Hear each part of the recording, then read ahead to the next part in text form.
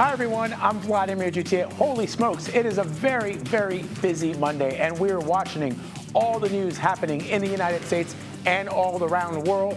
This is CBS News 24/7.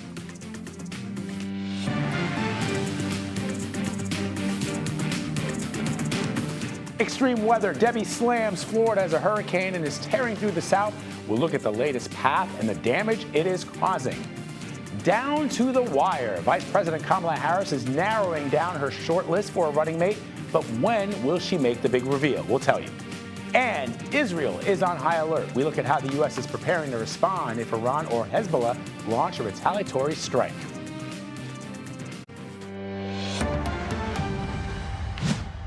But the big news this morning, it's breaking on Wall Street. The Dow is down over 1,000 points this morning. After the opening bell, the S&P 500 and the NASDAQ are also down sharply. Now, this all comes after the Dow fell over 600 points on Friday following a weaker than expected July jobs report. So let's get straight to CBS News contributor J.D. Durkin, who joins me now for what's happening and what's contributing to this global sell-off. So, J.D., is this a correction or is this a sign of things to come, specifically for the market? As you know, the market's a leading indicator, could tell us some information about what we can expect for the economy. Vlad, at least according to economists and major market technicians that I've been talking with really since the sell-off started on Thursday, the overwhelming majority seems to say, don't panic. We can't forget the occasional sell-off is healthy to the market. The S&P 500 averages about 10% pullback every 12 to 18 months and also averages 5% pullbacks every year. Really, so far, year to date in 2024, outside of the month of April, it has been an incredibly strong year for the stock market, with the S&P 500, the Dow, and the NASDAQ making all-time high after all-time high. What we have right now is a bit of a perfect storm. We've got this downward pressure on Japanese equities, with a really poor performance from the Japanese Nikkei. That carried over into FTSE and the European stocks as well. Big tech earnings, Vlad, here in the United States have so far disappointed, with names like Amazon and Intel falling far short of expectations. And then, of course, we got the geopolitical concerns, which are front and center right now. Concerns over what happens between Iran and Israel and pressure points that could put on commodities markets like oil. So right now, the overwhelming consensus seems to be don't panic. Selling is normal, but it does seem as if the pain is certainly here for the short term, and things might be quite more choppy for the short term before things get better. Yeah, but as we used to say during my 20 years on Wall Street, volatility is your friend. Volatility is my friend. And we've already seen a little bit of a pullback just in the last couple of minutes that you and I have been speaking, JD. Before the show, the market was down over 1,000. It's already sort of pulling back. Also, the CBOE VIX index, which is sort of used by Wall Street investors as a way to gauge the temperature of investing and investors, has also pulled back from like 60 down to under 40 now. Yeah, and that VIX index, what we call the fear index, Vlad, as you well know from your years down on the street, it basically measures what are called put options against the S&P 500. Just a fancy way of saying if you're an investor and you think that the S&P 500 is in for a choppy next 30 days or so, that tends to spike what we call the fear index or the VIX. We did see it reach the highest level early this morning before the market opened, going all the way back to March of 2020. Vlad, you certainly well know that's not a time in recent history we want to make very many economic or market connections to. But to your point, we are starting to see it pare back. The losses across the indexes that were clear even an hour ago or so are starting to pare back. So it's going to be a bit of a quiet week in terms of new economic data. We're not expecting to hear from a ton of Fed officials. So it's unfortunately just the sort of thing we kind of have to ride out until we get a little closer to earnings, end of the month from names like NVIDIA and some of the other top consolidated names that usually drive the market one way or the other. Yeah, and real quick, JD, 30 seconds. Just this all started with this report that came out last week, this July jobs report. But it's clear that it had nothing. It wasn't about companies laying people off. In fact, what that jobs number and that report showed is that more people are looking for work. Yeah, absolutely. And this kind of leads us to the big question, right? What would force the actual hand of the central bank to really lower interest rates? Was it because the Fed was successful at getting inflation down to 2%, or was it an unexpected softening in the labor market? I think the concerns, Vlad, from this jobs report Friday could be maybe it was the latter, rather than the former. And we'll certainly see how Fed officials take all this information into account moving forward. You will hear a lot of people call for emergency rate cuts. That's not my expectation, but it'll be really interesting to see what any Fed official says. But I don't think major selling in the market's going to force the hand of the central bank to lower interest rates sooner than September 18th. All right. Brilliant analysis as always, my friend. Thank you very much. Appreciate it, JD. Thank you.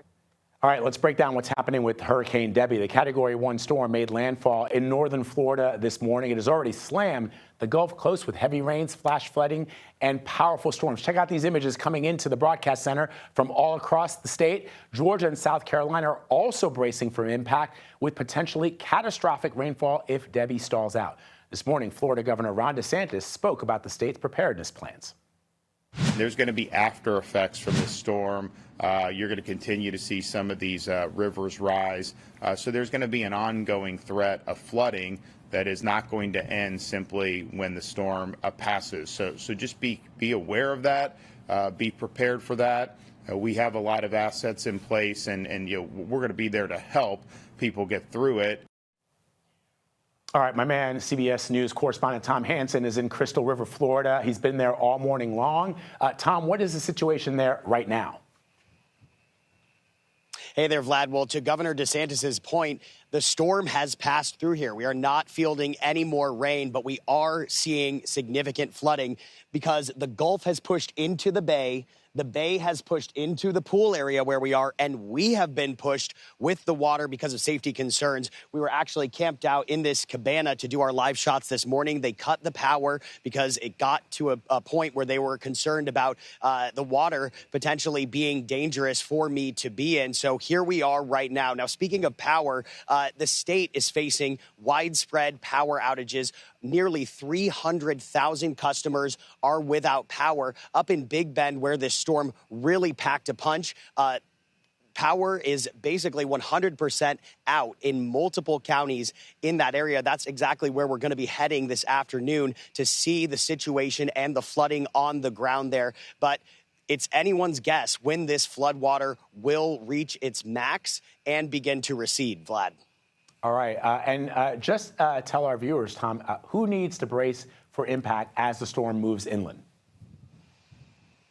Yeah, well, as we look ahead to where the storm is going, Georgia, South Carolina, those are areas that should be bracing for the impact. And I want to also point out the slow-moving nature of this storm. It is basically sitting on certain areas, dumping a bunch of water. In Charleston, South Carolina, there could be up to 2 feet of snow, I mean rain, obviously. And just to outline that, that's a low-lying area. That could lead to some catastrophic flooding. I'm sure the people of Charleston would prefer snow to the rain that they're about to see, but they are certainly bracing for impact, and it could potentially be a serious long-term situation that stretches throughout the week, Vlad. All right, Tom, I know you'll be tracking the path of the storm, chasing it, in fact. We'll check in with you a little bit later throughout the day. Thanks so much, brother. All right, after the storm passes through Florida, as you heard, Tom, it is expected to barrel down on Georgia and South Carolina with potentially devastating levels of rain and flooding. CBS News' Christian Benavides is in Southeast Georgia. Good morning. Hurricane Debby making landfall in Steinhatchee, Florida. It picked up speed as it gained strength over those warm ocean waters in the Gulf. It's expected to and forecasted to remain over the northern part of Florida, eventually making its way here to southeast Georgia and truly stall over this area and affect the Carolinas as well.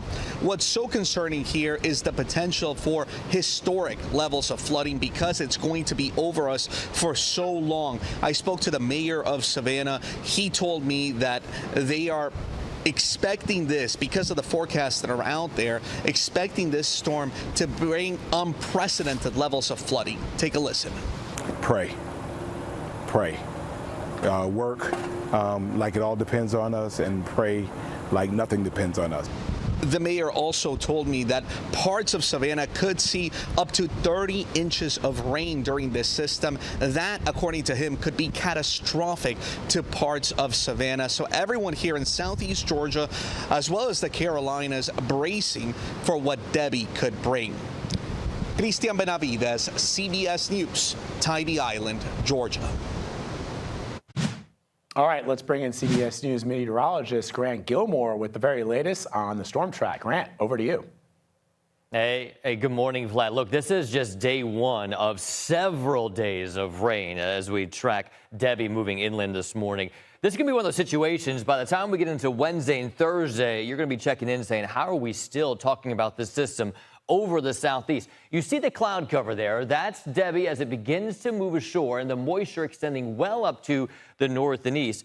Now, here's the thing, though. This system moving at around 10 miles per hour right now is only going to continue to slow down as it moves to the north and east. Here's the latest from the National Hurricane Center. It's still technically a hurricane, though we are expecting it to weaken. 75-mile-per-hour winds, and it was just bringing a lot of rainfall to portions that are just getting into the beginning of the rainfall that they're going to see over the next couple of days. Heavy rainfall, still the heaviest over the panhandle of Florida. It continues to bring us bands of heavy rainfall into southeastern Georgia and the Carolinas. Let's talk about the advisories in effect, and then we'll really move into the rainfall totals here. We still have tropical storm warnings in effect all the way through Georgia, up into portions of South Carolina, with hurricane warnings remaining in effect over the panhandle and southern Georgia. Rainfall, that's the big issue with this, guys. Some places could pick up over 1 to 2 feet of rainfall. You see as the system slowly moves through the southeast.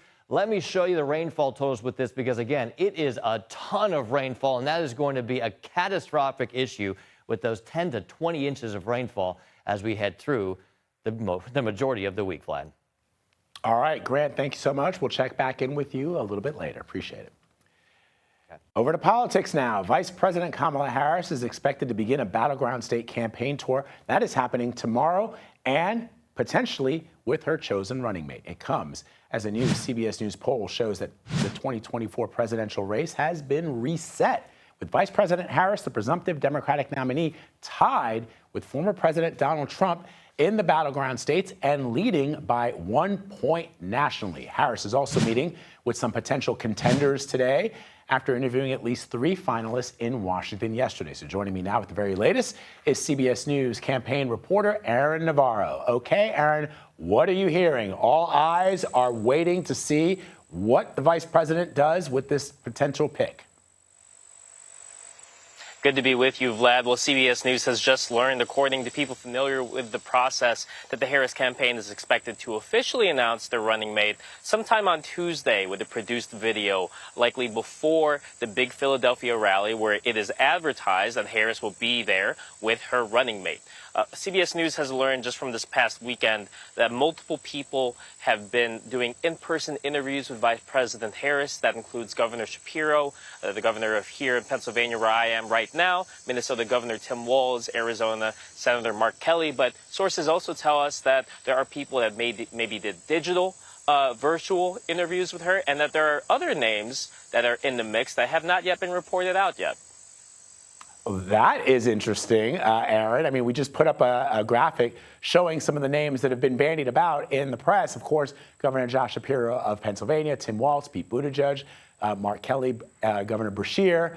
But I'm curious about your little tease there. So we'll see what you guys can glean up over the next 24 hours. And, of course, we'll wait that announcement from the vice president tomorrow. Aaron Navarro for us on the road. Thanks, Aaron. Take care. All right. Meanwhile, let's talk about former President Donald Trump and his running mate, Ohio Senator J.D. Vance. They held a rally in Atlanta on Saturday, and it took place in the same arena where Vice President Kamala Harris rallied earlier this week. And during his speech, Trump repeated insults towards Harris and other Democratic leaders, including a Republican governor of the state. So for all this, I want to bring in CBS News campaign reporter Jake Rosen. Jake, you were at that rally in Georgia. Let's talk about, the insults certainly that he lobbed towards the vice president, the way that he questioned her racial identity, the way that he misquoted her name or didn't pronounce her name, mispronounced her name in that way. But I want to talk about his attacks on the Republican governor of the state and his family. What can you tell us about that? Well, thank you for having me on, Vlad. You know, we kind of saw with Kamala Harris Donald Trump seeking to define who she is, calling her crazy Kamala, and this morning trying to brand her as the Kamala crash, the stock numbers that we've seen. This also comes as Donald Trump is still trying to remake parts of the national GOP in his image. And in one very important state for him in his campaign is Brian Kemp, the governor of Georgia, who is extremely thought of extremely positively by Republicans and Democrats in the state of Georgia. Now, Donald Trump attacked him for the latter part of the rally, basically the last 30 minutes, where he talked about Kemp's certification of the election in 2020 on behalf of Joe Biden, which obviously upset the former president, but also saying that he was soft on crime and was not listening to what Donald Trump says. This all kind of comes as Trump needs Georgia as one of his key states to carry come November, and with Kamala Harris at the top of the ticket, as we just saw from our CBS News polling, the dynamic across the country and specifically in Georgia has completely shifted towards basically a tie. Yeah, so let's talk more about his attacks on the vice president.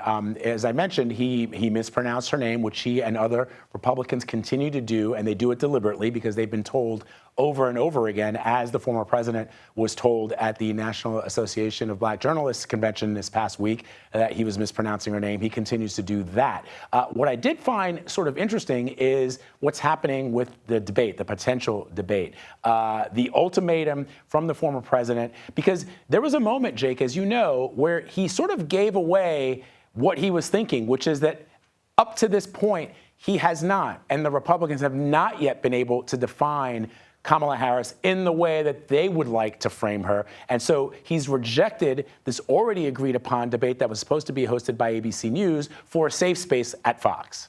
Correct. And Donald Trump on Friday night said as much in a Truth Social post where he said that he would only accept this Fox News debate 6 days before this previously agreed upon deal for a debate between then top of the ticket candidate Joe Biden and Donald Trump. Now, the campaign said for months, the Trump campaign, that they would be willing to debate Joe Biden any place, anywhere, anytime. That has obviously shifted as Harris's momentum has grown. We've seen Kamala Harris right there on your screen talk about and make fun of the Trump campaign promise and premise to do that. Now, we've also seen the Trump campaign really double down on why they don't want to debate Kamala Harris right now, saying that, because of this ABC lawsuit that Trump has, that he does not want to do a debate there, but that Trump wants to debate someone who can talk, and that's saying that Kamala Harris can't speak. So again, kind of some of that coded language that Vice President Harris might not be, quote, smart enough to debate Donald Trump on stage. And he was again non-committal in an interview that aired yesterday morning on Fox News about what future prospects of a presidential debate between those two looks like. Yeah, and I thought it was also intriguing in his Truth Social post, Jake, that he said that he requested that there be an audience at the Fox News debate, clearly understanding and knowing that when he has supporters in the crowd, nothing gets discussed because it's all cheers and boos and jeers. So I know you're staying on top of this.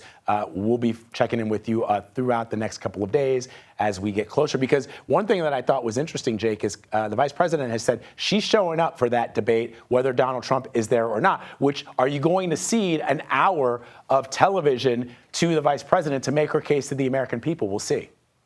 Yeah, we'll have to see. All right, Jake Rosen for us. Thank you, Jake.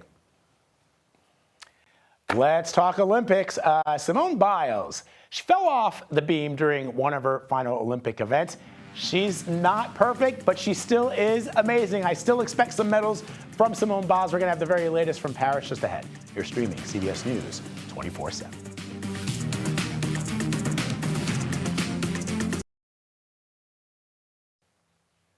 All right, back to one of our top stories. We are tracking Hurricane Debbie's potentially dangerous path. CBS News Miami meteorologist Casey Sherman has a closer look at the forecast and the impact across the state.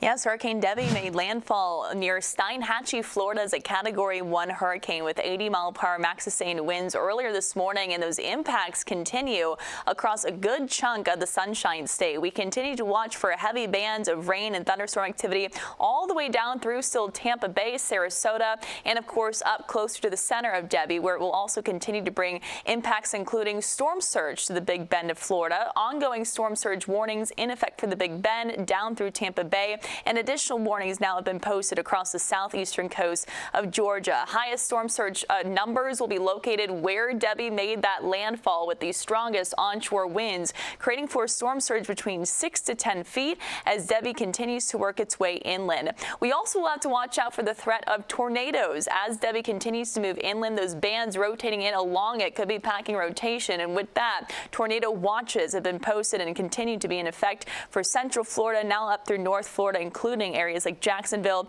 and even up through the east coast of Georgia at the moment. So Hurricane Debby, it is a weakening system, and we'll continue to see that weakening trend as we head through the rest of today, eventually moving through North Florida on its way into Georgia, and then eventually the Carolinas, where it should be slowing down significantly into Wednesday, Thursday, Friday, slowing to a crawl, and that's going to create for some big time issues when it comes to rainfall totals. Rainfall totals expected of up to and over 20 inches in parts of South Carolina and Georgia, which could create for some catastrophic flooding.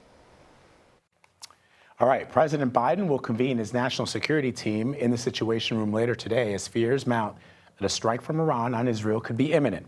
Iran vowed to retaliate after the death of Hamas's political leader and a top Hezbollah commander last week. Now, amid the rising tension, the Pentagon has said it will move additional military assets to the region, and several countries are urging their citizens to leave Lebanon.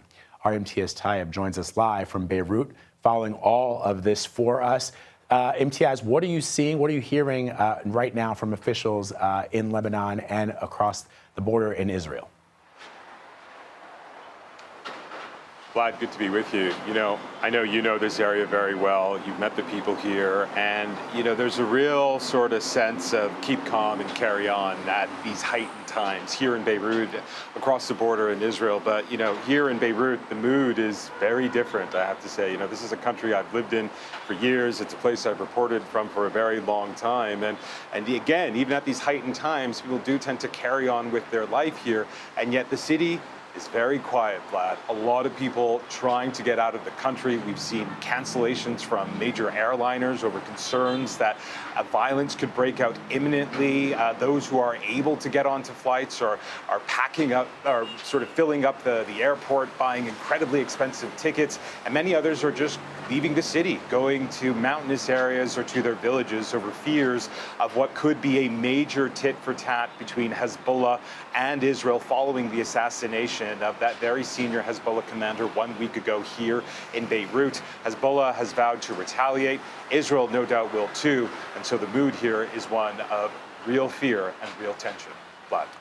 Yeah, Imtiaz, the one thing that what you're painting there is a picture that's actually pretty tense and terrifying, because we know that diplomats in the region, both Israeli, both Lebanese, and even in some cases from other states in the region, Gulf states, do have conversations, off-the-record conversations, as we might call them in the press, about what the next steps are. Are you hearing that any of those discussions are happening behind the scenes? In other words, not in front of the cameras, not posturing for the cameras, but real politique happening behind the scenes to avert what many are saying could be an all-out war between Iran and Israel? Yeah, well, that is an incredibly important question and really speaks to just how worried so many countries are around the world that things could spiral into a regional war, not just a war between Hezbollah and Israel, but Iran and Israel and all of those proxies that Iran has right across the region, whether it's in Yemen, in Iraq, or even in Syria. And so, yes, the diplomacy that is going on behind the scene is really at a dizzying pace. As you rightly point out, countries like the U.S., Iran, the U.S., and Hezbollah, which is a non-state actor, they don't have direct diplomacy with each other, and yet they have indirect diplomacy, and we know that it is going on with an intensity that we haven't really seen for many months now. And again, it's because of this huge fear that an all-out war is imminent, is close. Still, Iran has made it very clear, following the assassination of Ismail Haniyeh, the most senior political leader of Hamas, inside Tehran at a guest house controlled by Iranian state security, that they will respond severely.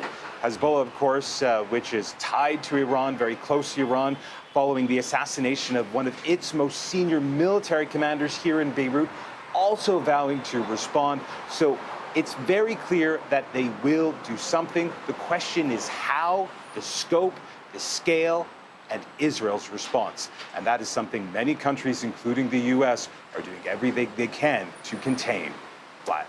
Well, let's hope they are successful. The world does not need another war, neither does that region. Imtiaz Taib for us in Lebanon. Thank you, Imtiaz. Appreciate it.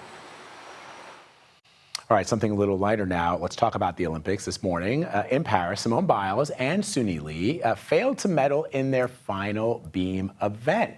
Both gymnasts suffered shocking falls during their routines, but no fear, Simone Biles did take home the silver in the floor exercise finals, as I expected her, and so did millions of her fans because she is the greatest of all time. CBS Saturday Morning host and CBS News and sports correspondent Dana Jacobson is joining me now from Paris to talk about this. Look, Dana, you know this, I know this, the world knows this. We like to believe that Simone Biles and Team USA are perfect at all times, but even the greatest of all time can sometimes have a little slip and a fall. Yeah, Vlad, there's no doubt. And I was thinking about this. Tom Brady was in attendance today with his daughter at the event. Brady has lost before. Let's remember that. The GOATs lose sometimes. It's just they remain the greatest at what they do. And, you know, Simone taking that silver, I want to point out her teammate Jordan Childs took the bronze. And it was because her coaches went and they questioned what the judges had given her as a difficulty score. She had been lower down out of the medals. The judges came back and said, you're right. And that bumped her up to the third spot. And both Childs and Simone Biles sort of paid tribute, if I can say it that way, to the gold medalist, Rebecca Andrade from Brazil, by sort of bowing down to her like that when they were on the podium. A really nice moment because remember, all these young women, they compete against each other throughout the year. They don't just see each other at the Olympics. They see each other time and time again. So a very nice moment to see that with Biles. But she also has 11 Olympic medals. 7 of them are gold. She gets to keep that GOAT chain. Nobody's taking that from her anytime soon. You got that right, Dana. I do love seeing those moments when the gymnasts and all athletes from other nations cheer each other as they come off the floor or the beam or the horse or whatever it is that they're doing. It's a beautiful moment. And of course, as you know, I think this is Brazil. The fact that they've been medaling in gymnastics, the women's team, is I think one of the first times they've ever been able to do that. So that's also very, very cool. Let's talk really quickly, Dana, about that photo finish yesterday in the men's 100-meter race. That was remarkable. Even I didn't think that the result was what ultimately transpired.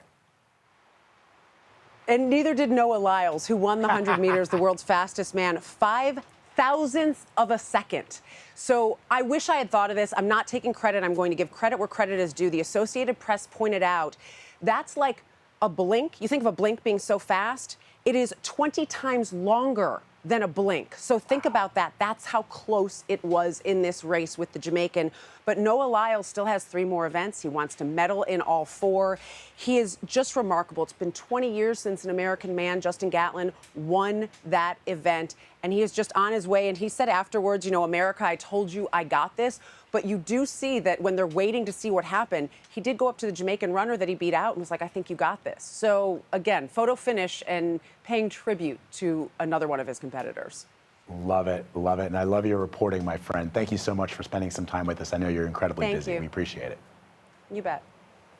Okay, we're following the path of Hurricane Debby as it brings potentially historic rainfall to parts of the Southeast. We're going to tell you who needs to be on high alert. You're streaming CBS News 24/7.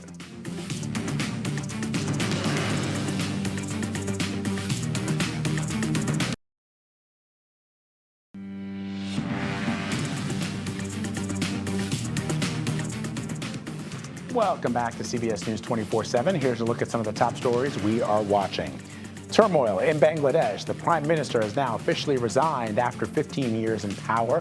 She fled the capital after anti-government protesters stormed her palace following a wave of deadly violence.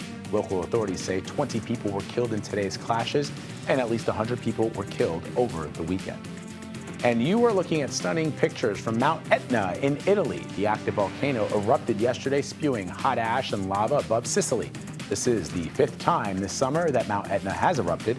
The clouds of ash forced flights at nearby airports to be temporarily halted, and officials warn there could be more impact because of the ongoing eruption. All right, U.S. markets still taking a hit this morning. The Dow fell over 1,100 points to start the day, came back a bit. Now it's falling again. Semiconductor stocks like Nvidia and Intel have dipped over 7% this morning. Overseas, Japan's market had it worse. It was one of its worst days in history, dropping over 12%. So let's continue to dig into the markets with CBS News contributor J.D. Durkin. He is back with me now to talk more about this sell-off. One of the things that is always interesting to note, J.D., as you know, is when retail investors, so not the big money, not the institutional investors, when they see market gyrations like this, they get very, very nervous. And oftentimes they call their advisors wondering what they should do. But the reality is when the market is like this, it is next to impossible to try and time what you should do. And so the smart money, the people like you, smart analysts, tell retail investors to do what?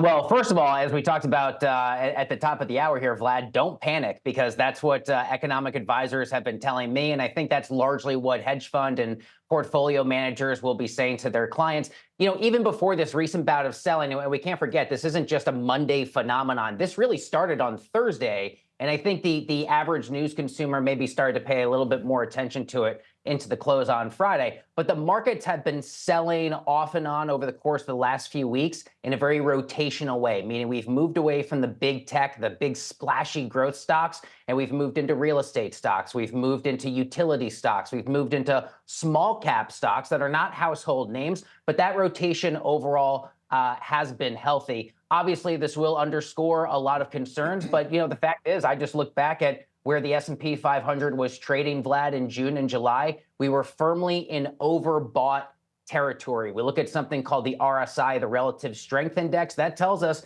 that the money overall for the S&P 500 was a lot higher. The value of it was a lot higher versus where the market thinks it should have been trading. I think most people I talk with today say this was a bit overdue, and it's expected to be a bit choppier before things smooth out. Yeah, and let's just talk about the risks that are out there, JD. We've got political risk. There's uncertainty about this presidential election here in the United States. We've got global security risks. We just did a report with our correspondent in Lebanon about fears of a wider war between Israel and perhaps Iran and certainly Hezbollah in Lebanon. So there's fears over that. The Russia-Ukraine situation, that war has not gone away yet. And then, of course, we've got the interest rate environment that we're looking at in the United States, where some are suggesting that the Fed did not move or has not moved fast enough with regards to its interest rate movements. Do you expect over the next couple of months that the Fed will have to accelerate or increase the basis points that they increase interest rates by, or lower rates by, or do we expect that they will continue at the same pace that they have over the last couple of months? I expect, despite the deafening chorus of criticism against Jerome Powell and the Fed, which is undoubtedly dominating the conversation, I expect Chairman Powell to maintain the consistency that he has been saying for the last 2 years. Every time Jerome Powell, the chairman of the central bank, has spoken publicly, he says something along the lines of, the historical record strongly argues against prematurely loosening policy, monetary policy, and we will stay the course until the job is done. This is a chairman of the central bank, Vlad, who is very aware of the fact that Fed chairmen before him have made this mistake. They have rapidly cut interest rates and allowed inflation to get away. I think despite the criticism, he's still looking at where inflation is at 2.6% according to core PCE. And I don't expect any emergency rate cuts, despite many people on Wall Street who might like to see him do that in the coming days.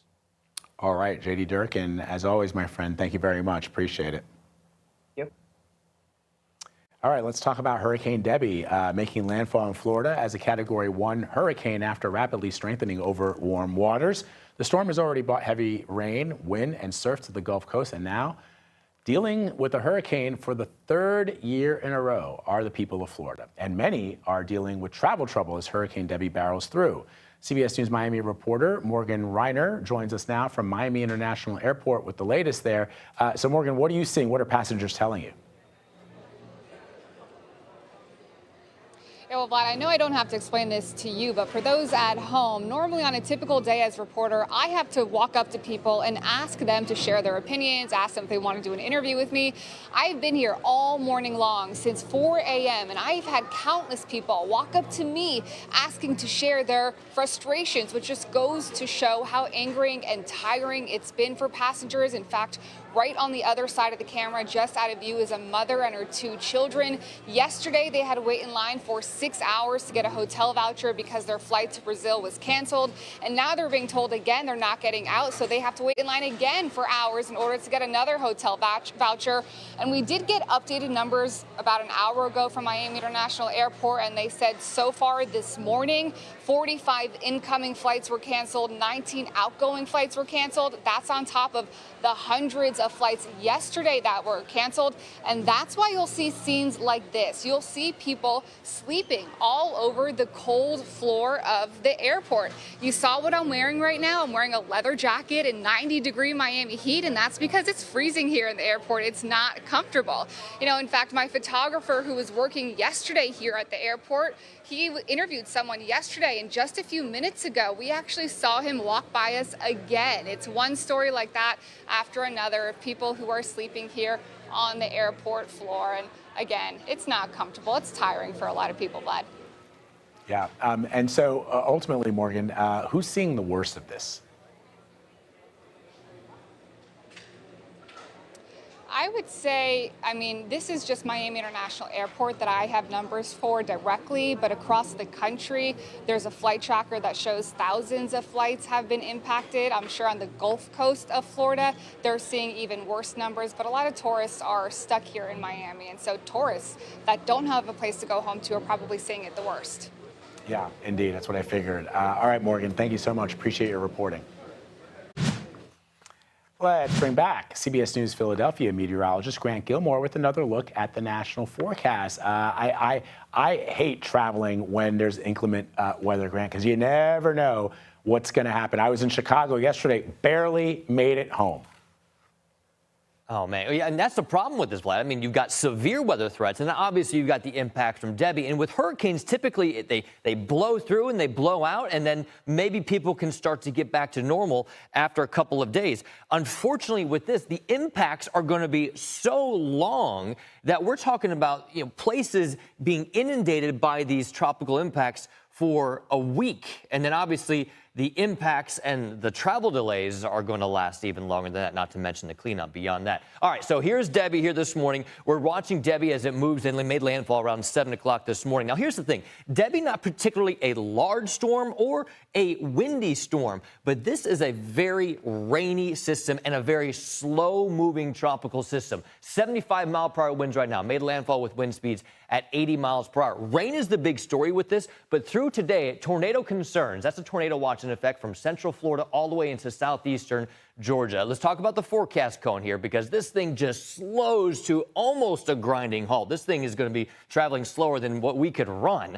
We're looking at tropical storm conditions, and it finally begins to move north as we get into Friday and Saturday. That means throughout the entire week, we're talking about tropical rainfall just hitting places time and time again. 10, 20, maybe even some places expecting over 30 inches of rainfall. That is a massive concern for that freshwater flooding. If you're curious how much rainfall has ever fallen from other tropical systems, South Carolina, 23.63 inches of rain. That came from Florence back in 2018. Other concerns across the country, we've got heat out west, and that severe threat, like Vlad was talking about, up into Chicago. That severe threat extends all the way into the Northeast. Vlad, Debby's going to be a long-duration event, and we're just going to have to track it every single day. And I know you'll be doing just that. Grant, thank you so much, friend. Appreciate it.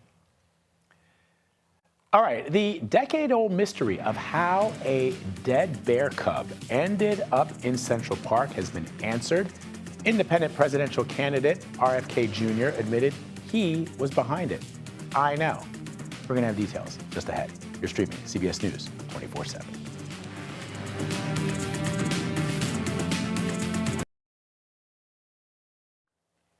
From storms to fires, the so-called Park Fire in Northern California has been burning for nearly 2 weeks and showing no sign of letting up.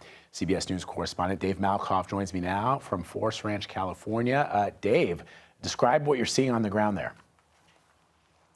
Well, Vlad, just a few minutes ago or so, we had a Chinook helicopter fly over us, and there was a Bell helicopter right next to us. Those Chinook helicopters are one of 44 units that are flying over this fire, which is now the 4th largest in state history. We just got an update. It is 34% contained, so that means that there's a containment line around just over 34% of this fire line, and it's just really, really big now. We have these fires that are much bigger than they used to be.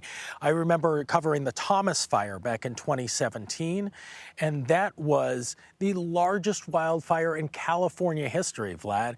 You know what it is now? It's number 9 on that list, and all the fires after that, they've all happened in the last 7 years.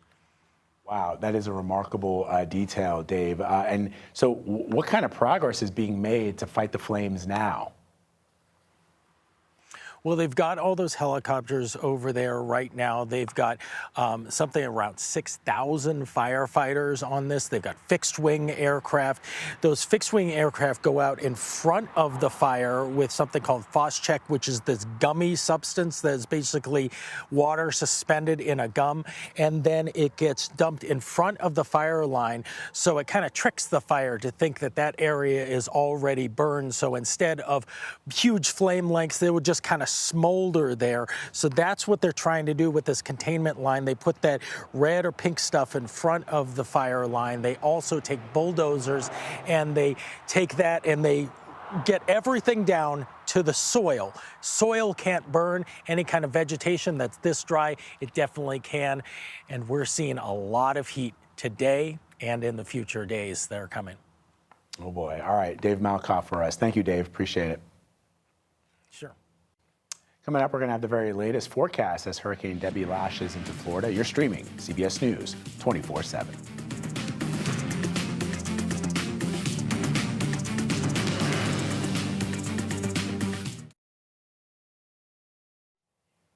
All right, in a world where a former president has 34 criminal convictions, a current president is accused of having taken home national security documents, I thought nothing could faze me. But then this story popped up. Back in 2014, a dead 6-month-old bear cub was found under an old bicycle in New York City's Central Park. And now, New York City finally has answers in a decade-old mystery, and another presidential candidate is responsible. CBS News New York reporter Christina Fine has the details. Good morning. The story goes back to October of 2014 when a dead bear cub was found about 50 yards behind us here in Central Park. The finding was so strange it was covered by multiple news outlets, including CBS. This past weekend, nearly a decade after the mystery was first reported, Robert F. Kennedy Jr. confessed on social media that he was the one who dumped the cub. In a video posted on X, Kennedy said he was going falconing when a woman in front of him hit and killed the bear with her van. He said he pulled over and put the 6-month-old cub in the back of his car with the intent to use it for meat, but then ran out of time before he had to head to the airport. Kennedy said there had been a spike of bike accidents in the city, so he got the idea to stage the cub next to an old bike he had in his car to make it look like an accident in Central Park. Kennedy shared his confession with Roseanne Barr on social media after he claimed a fact checker from The New Yorker called him to verify the story. From Central Park, Christina Fan, CBS News, New York. I mean, wow. All right, Christina, thank you. Let's bring in CBS News Philadelphia meteorologist Grant Gilmore with the last look at the national forecast. Grant, I know you want to comment on that story, but you're probably not going to. Yeah. No, we'll stay away from it. Yeah, sounds good. Let's talk about Debby. A lot to talk about here because Debby made landfall earlier on this morning. It will begin to weaken. However, the story from a rainfall perspective is just beginning. Now, look at this latest forecast track from the Hurricane Center. We're waiting for, actually, we just got the latest advisory. This just came down from the Hurricane Center, so this is the latest forecast track. Look how slowly this thing moves as it tracks up along the mid-Atlantic states.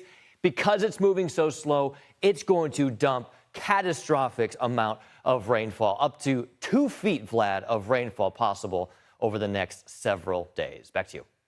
All right, Grant, thank you, my brother. We'll see you tomorrow. An encore of CBS Mornings is coming up next. This is CBS News 24/7.